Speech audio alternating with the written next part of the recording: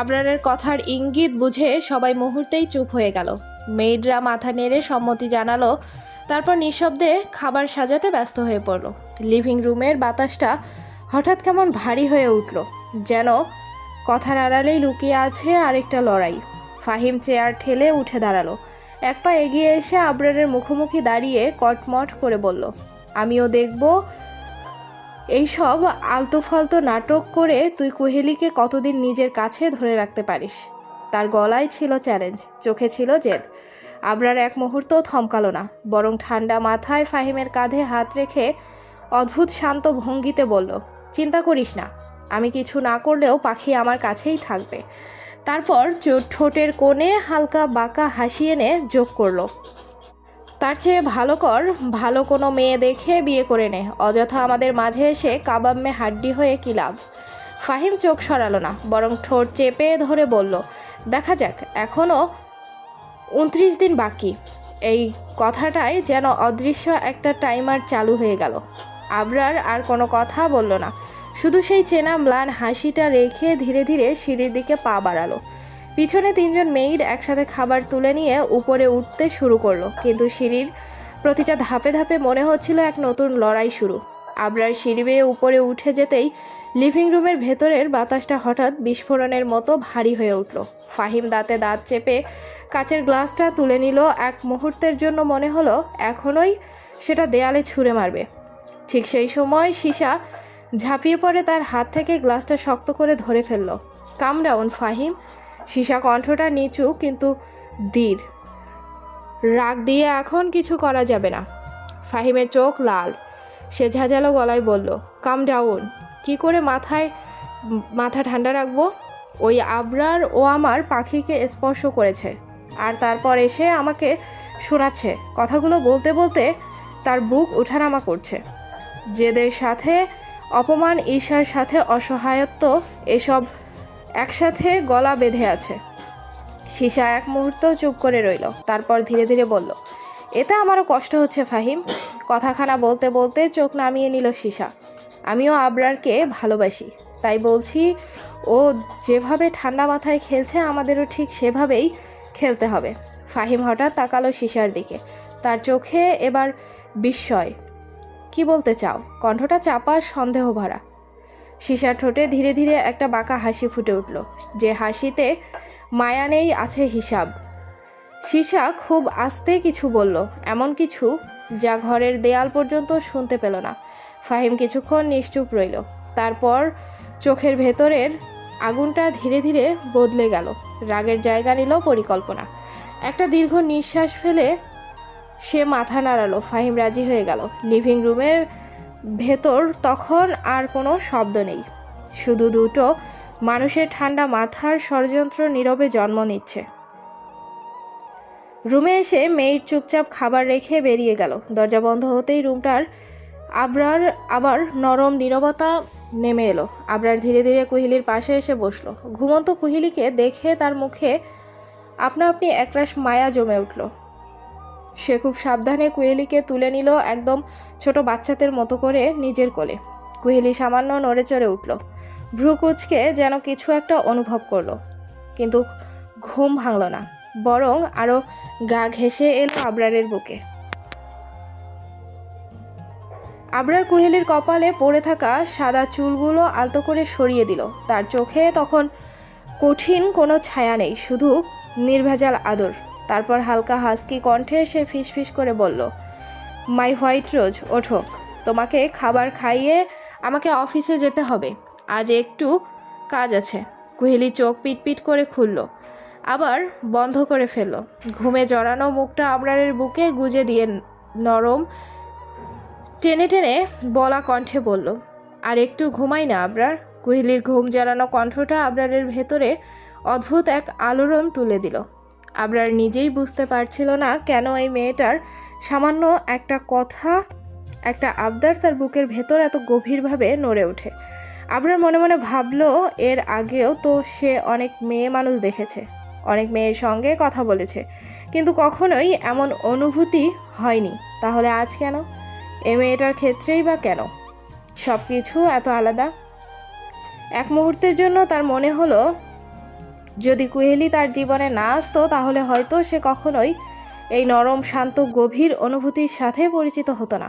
একটা হালকা নিঃশ্বাস ফেলল আবরার। ভাগ্যিস মেয়েটা তার কাছে এসেছিল। এই ভাবনাগুলোর মাঝেই আবরার কুহেলির কপালে একটা গাঢ় যত্নভরা চুম্বন এঁকে দিল। তারপর ধীরে ধীরে কুহেলিকে কোলে তুলে নিল, একদম সাবধানে, যেন কোনো পুতুলকে কোলে নিচ্ছে। তারপর আবরার হাঁটতে হাঁটতে নরম কিন্তু ধীর স্বরে বলল, মাই লিটল বার্ড, আজ তোমার এই আবদারটা রাখতে পারছি না। এর জন্য আমি সত্যি সরি। কুহেলি তখনও আধো ঘুমে, চোখ পুরোপুরি খোলা নয়, তবুও আবরারের কথাগুলো শুনছে। আবরার কথা চালিয়ে গেল, আজ তোমার হাজব্যান্ডের অফিসে অনেক কাজ আছে, তাই তোমাকে তাড়াতাড়ি খাইয়ে যেতে হবে। এই কথাটা বলতে বলতে সে কুহেলিকে নিয়ে ওয়াশরুমে ঢুকলো। বেসিনের সামনে খুব যত্ন করে তাকে দাঁড় করিয়ে দিল, যেন কোনো দায়িত্বের ভার নয়, বরং ভালোবাসার যত্নটাই সবচেয়ে বড় বিষয়। কুহেলি আয়নায় নিজের ঝিমুনি মুখটা দেখে আবার চোখ বন্ধ করলো। কুহেলির এই আধো ঘুমে এলোমেলো অবস্থাটা দেখে আবরারের ঠোঁটের কোণে আপনা আপনি একটা মুচকি হাসি ফুটে উঠল। এই মেয়েটা ঘুমন্ত অবস্থাতেও কি অসম্ভব আপন লাগে। আবরার ব্রাশে পেস্ট লাগিয়ে খুব যত্ন করে কুহেলির দাঁত মুখ পরিষ্কার করে দিল। কুহেলি তখনও ঠিকঠাক জেগে ওঠেনি, চুপচাপ ওর ওপর ভরসা করে দাঁড়িয়ে আছে, একদম শিশুর মতো। সব শেষ হলে আবার কোলে তুলে আবরার কুহেলিকে নিয়ে এলো রুমে।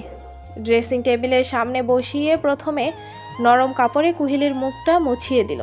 তারপর আঙুল দিয়ে আলতো করে সাদা চুলগুলো গুছিয়ে নিতে লাগলো, যেন কোনো অমূল্য জিনিস সাজাচ্ছে।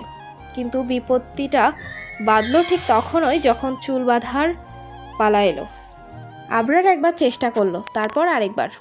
কখনো বেনি করতে গিয়ে জট পাকিয়ে ফেলছে, কখনো খোপা বানাতে গিয়ে চুল এলোমেলো হয়ে যাচ্ছে। কয়েকবার চেষ্টা করেও কিছুতেই ঠিকঠাক হলো না। হিমশিম খেতে থাকা আবরারকে আয়নায় দেখে কুহেলি হেসে উঠল। হালকা বিরক্তি আর মজা মেশানো গলায় বলল, হয়েছে, আপনি পারবেন না, দিন, আমি করছি। আবরার অবাক হয়ে চুল ছেড়ে দিল। কুহেলি নিজের হাতেই খুব স্বাভাবিক ভঙ্গিতে কয়েক সেকেন্ডের মধ্যেই একটা পরিপাটি খোপা করে ফেলল। আবরার তাকিয়ে রইল, একেবারে হতভম্ব।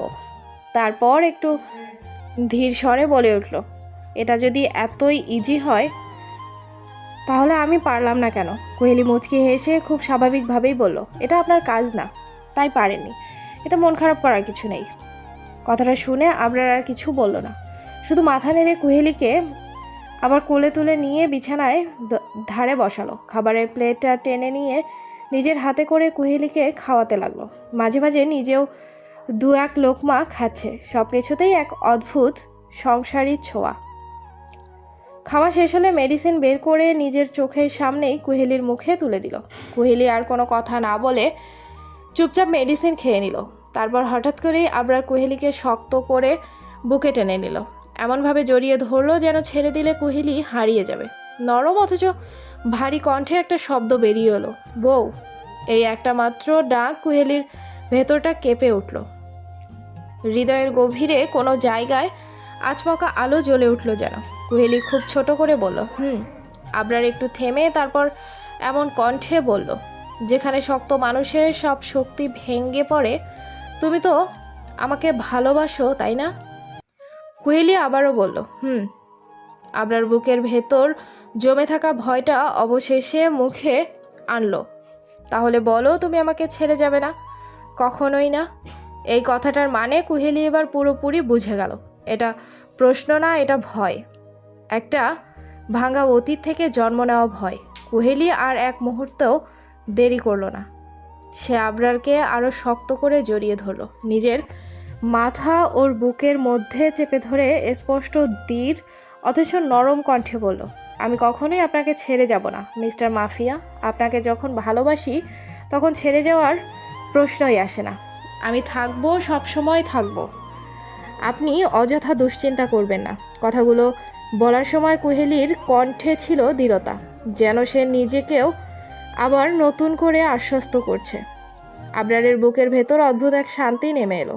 এই মানুষটা যাকে সবাই ভয় পায়, যার নামেই কেঁপে ওঠে শহর, এই মুহূর্তে শুধু একজন স্বামী যে নিঃশ্বাসের ভেতর ভরসা খুঁজে পেয়েছে।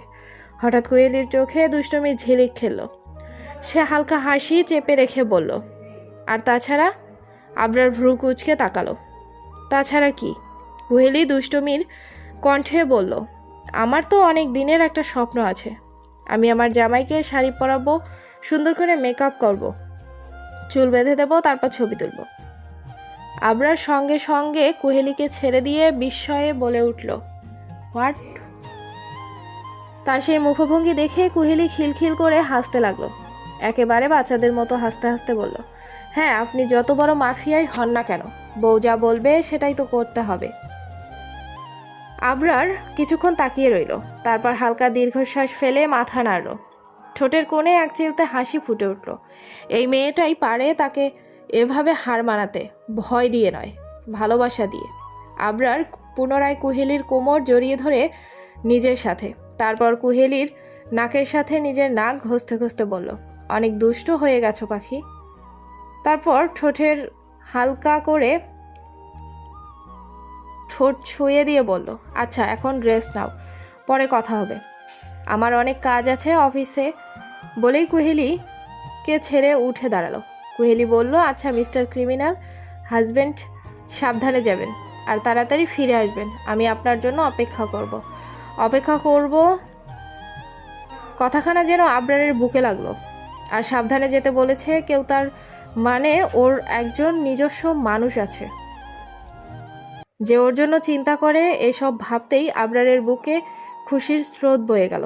ঠোঁটে মুচকি হাসি টেনে বলল, আচ্ছা বউ, তুমি সাবধানে থেকো। তারপর রুম থেকে বেরিয়ে গেল।